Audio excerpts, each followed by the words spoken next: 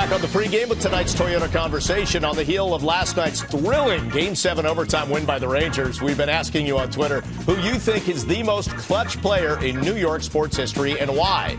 And Carl Smith responded saying Derek Jeter, captain, leader, and always reliable to make the clutch plays defensively and offensively. And Ali O'Malley, 02, also chimed in saying, with so many choices, I'm going to go with Mo. No matter the circumstances, he came in and shut opponents down. Toyota is the official hybrid vehicle of the Yankees. Follow Yes Network and tweet us your responses using the hashtag Yankees Camry Hybrid. We might use yours on the air. We take a look at both guys. Clutch. And, Jack, it's a great argument to have, and you'd probably win either way. You know what? You look at what both of those players have been able to achieve under the spotlight of New York, Bob, and I would call them clutch. I do want to point out there, though, that there's an entire legion of sabermetricians who would tell you there's no such thing as clutch, and they would back it up with their statistics and say, hey, listen, a guy goes out there and he performs the way he performs, whether it's April or October.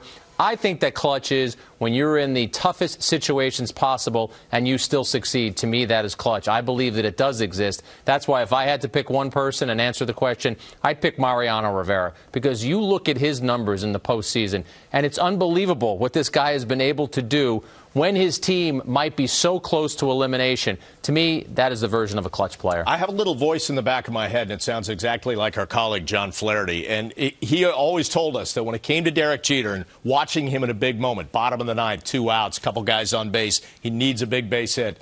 His demeanor in the on-deck circle and stepping up to the plate.